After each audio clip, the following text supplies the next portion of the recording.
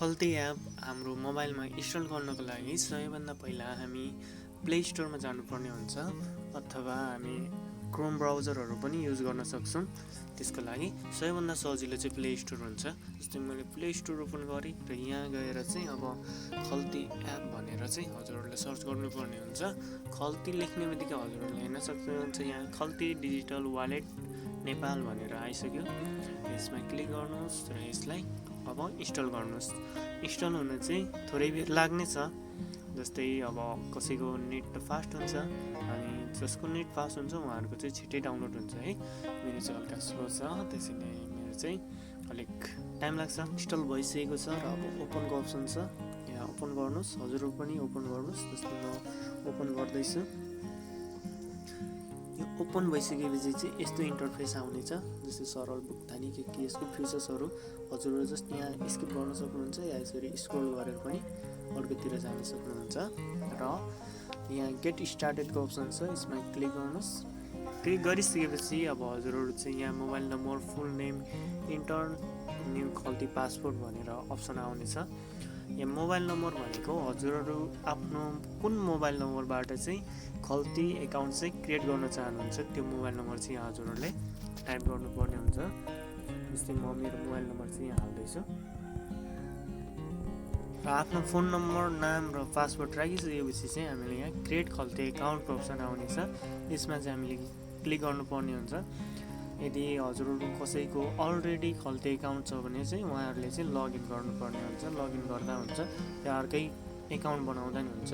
जस्तै म चाहिँ यहाँ क्रिएट खल्ती एकाउन्टमा क्लिक गरेँ र अब हामीले जुन मोबाइल नम्बर त्यहाँ हालेको हुन्छ त्यो मोबाइल नम्बरमा चाहिँ एउटा मेसेज आउनेछ। जस्तै मेरोमा आइसक्यो।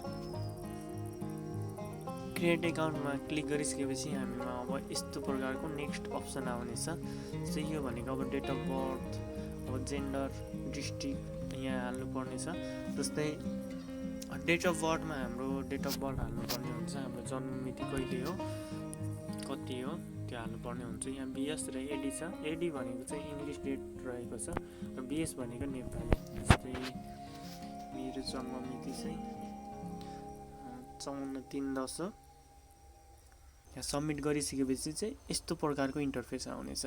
जस अगाडिको त्यो स्टेप चाहिँ मैले हेराउन पाइनँ कि ट्याक्कै भिडियो बनाउने बेलामा मेरोमा चाहिँ जस इन्टरप्ट भयो। इन्टरप्ट भएको कारणले चाहिँ मैले त्यो सानो त्यो दुईटा स्टेप चाहिँ हेराउन पाइनँ।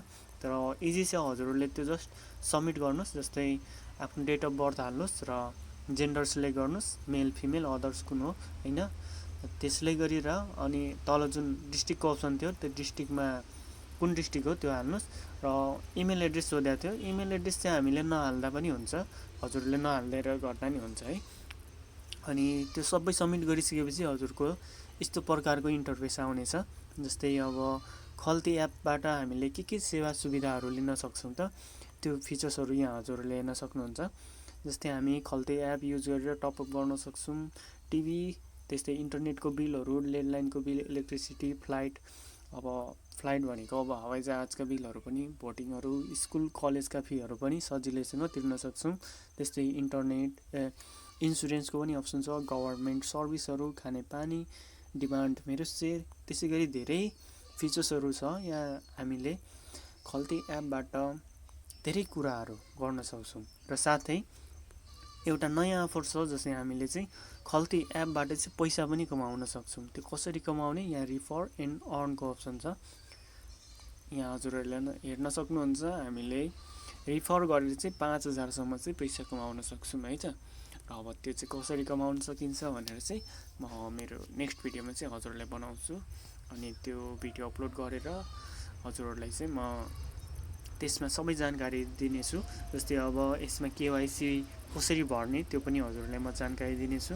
अब पैसाहरू कसरी हाल्ने, पैसा मनी ट्रान्सफर जस्तै पैसा कसरी पठाउने त्यो पनि मेरो नेक्स्ट भिडियोमा हुनेछ। आजको लागि यति नै है त।